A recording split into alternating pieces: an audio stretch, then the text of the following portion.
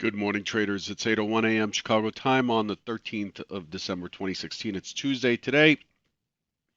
Thanks for joining. Derivatives trading involves substantial risk of loss and is not suitable for all investors. Past performance is not necessarily indicative of future results. News flow overnight has been pretty quiet. The biggest news is the industrial production number out of China rose 6.2% year over year, and retail sales shot up to 10.8% year on year, both way ahead of expectations. That coupled with the German zoo survey, zoo indicator. This is an indicator of economic sentiment. Uh, it held at 13.8. It missed the expectation of 14.2. However, the current situation indicator is at 63.5 versus 59, much stronger than expected. Um, and other than that, there really isn't all that much on deck. The UK inflation hit a two-year high, climbed 1.2% year on year. That may be setting the course out for the BOE to start, to have more tools in its chest. As long as inflation's climbing, the risk is lower on the central banks. Other than that, looking at today, we're expecting really nothing today. There's not much on the calendar. Don't see any speakers. Don't see much more than the 4-week bill auction at 11:30 Eastern and a 30-year note reopen at 1 p.m. So today is fairly quiet.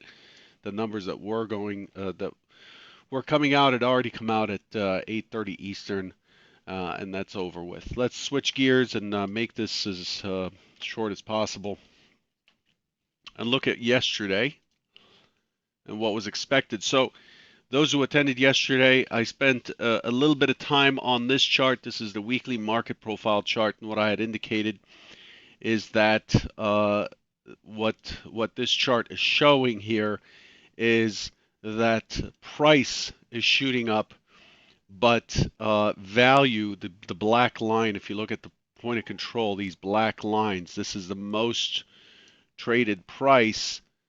And you could see it topped and it rolled over. And what I had indicated is that we're like, even though we finished at highs last week, we shot up pretty good last week. To look out below, it's likely to rotate down to advertise lower to entice buyers to come back in. One-time framing is still intact. We're still one-time framing up. On the weekly, the trend is for the longs still. But I cautioned yesterday that it was setting up for a rotation down. And based on that, the primary expectation yesterday was for the market to test higher, get out of the Friday high because we're opening around 2254, get out above Friday's high, and then roll over and push down into the 2250, 2248 area. That was the primary hypothesis. The secondary hypothesis is an early drop into the low volume node right here, the low volume zone, consolidate, and then start rotating back up to continue the trend. That is, if bulls were still in control and it wasn't really ready to roll over. And then the third scenario is an immediate push higher, an extension well above Friday, and then a rotation down to about 2250. That was the third hypothesis. So 1 and 3 are very similar, except one is a consolidation and a poke above the Friday high. 3 is a push, almost a trend above Friday's high, and then finding the sellers and failing. This is what happened. It's pretty much hypo 3. You have a strong push above the prior day's high.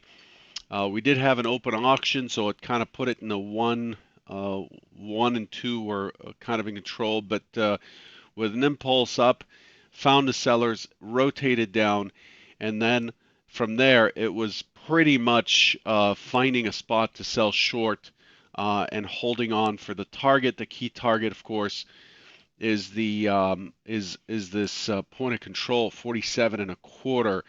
And you notice here we tagged the 47 and a quarter, pushed through by a couple ticks, by 2 ticks, consolidated from there, and then started to trend up in a very, very choppy trade into the close. The overall shape is a B-shaped profile, and there's a lot of volume that occurred in the middle here. This was a long liquidation early in the session, and that just held. This is a 2-tick Renko chart. On the 15-minute, this looks like that. But the thing to observe here is how it pushed out of the range and then went right to the point of control, and that's where it found the opposing buyers and started to trend up. And this looked like it was fairly steady. It looked like it was going to balance into today, except the overnight gave us some pretty good news. The overnight high is right up against yesterday's high, the overnight high of 59.50. Yesterday's high is at 59, and the market's trading 22.58, taking back this entire sell-off. Again, bulls are in control, so any dips are likely to be bought.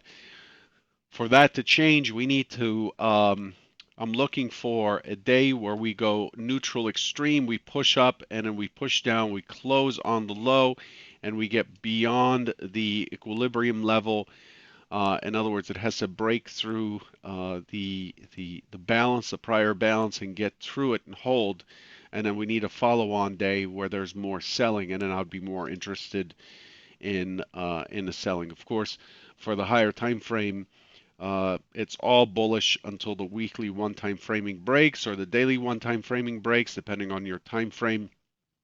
It just depends on what you look for. But overall, we have a higher low, higher low, higher low down here, and so on. The bulls are firmly in control, and up above, I'm projecting 2262.50 as a measured move target, and then the weekly range is projected to be up to 2264 and a quarter when it's normal. And then the extended range, the extended weekly range is way up at 2284 and a quarter. We've been hitting the extended weekly range the last few times. So that's how things are shaping up. We're basically crawling up, as you can see here on this 15-minute.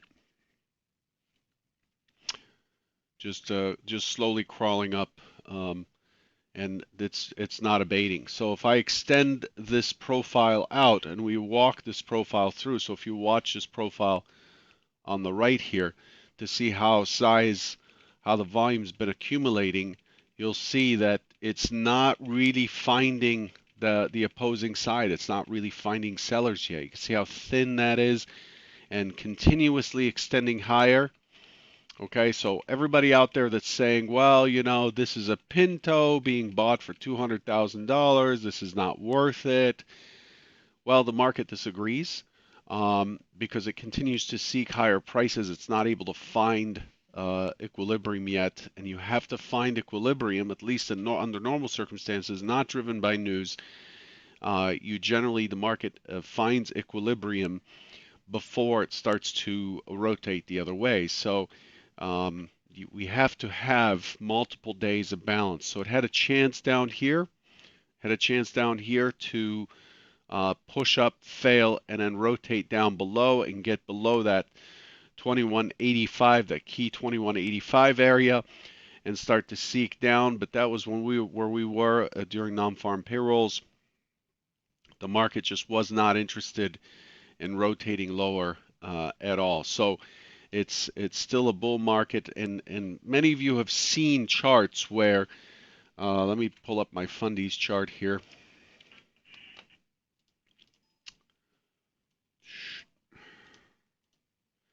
So if I pull up my fundamentals chart, I did this the other day with someone as we were having a kind of not an argument, but an interesting discussion about how overpriced things are, and I cringe when I hear that.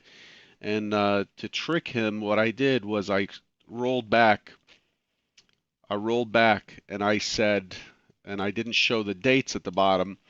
And I said, okay, how does this look extended to you? Does this chart look extended to you down here? So it consolidated, then it ripped up, and it continued for another wave higher. So this is wave 3, wave 5, right here. Does this look extended to you? And he's like, heck yeah, it is. And I said, well, how about now? You know, how about now? It just continues higher and higher and higher and higher. It's not extended.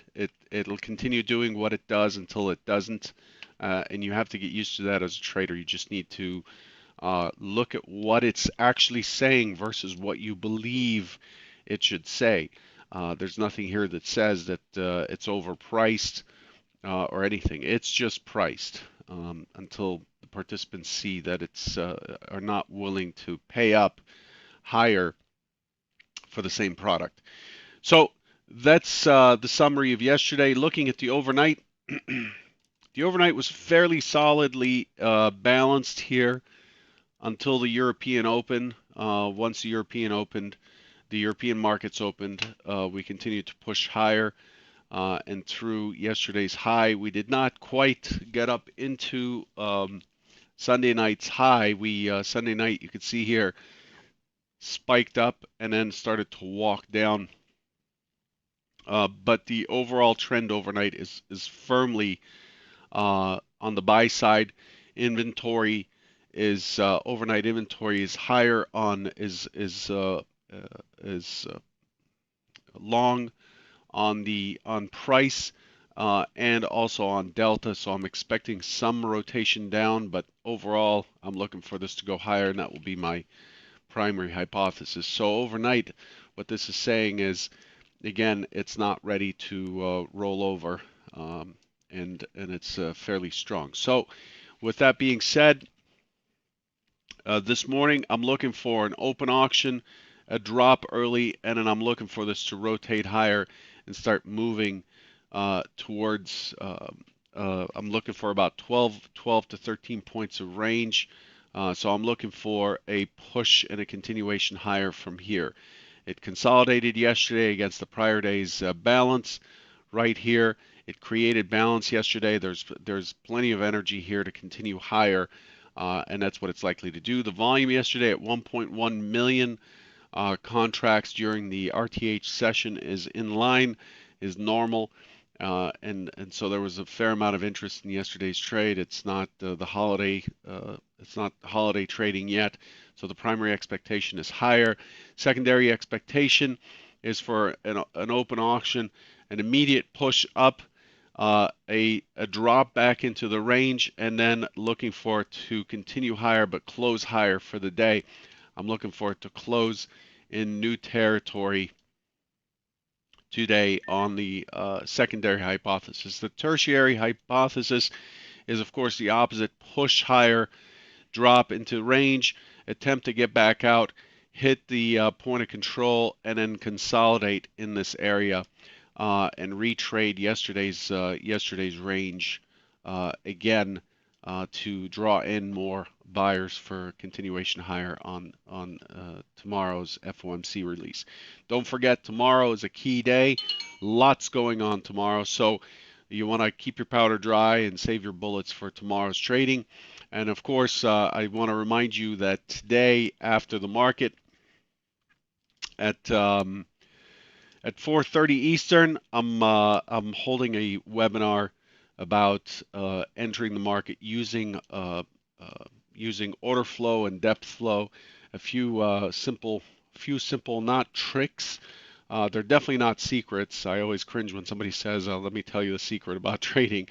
I'm going to go over a few tricks, things that I look at before initiating, and this applies to you whether you're scalping or entering, on a swing or whatever. At some point, you're going to have to interact with the market, and it's best to give yourself a favorable entry as best as you can, and that's what I'm going over today. That's a 4:30. The invitation for that is in the description of this video. It's on my Twitter feed. It's on my blog, on my website, futurestrader71.com. If you have questions, just go over to futurestrader71.com /contact and touch base. If you want to tinker with the order flow tool that I use, the invitation sent out yesterday, and also on my Twitter feed, there is a link for a completely no credit card free trial as well, and I included the feed file from the U.S. election, which I think is very interesting because it's pretty volatile, and you could see how participants interacted in there. You can download the feed file; it's about 250 megs, and replay it, and you can actually retrade it. Anyway, we'll go over it here this afternoon. I strongly suggest you attend. It's pretty interesting. Good luck, and I'll catch you this afternoon. Take care.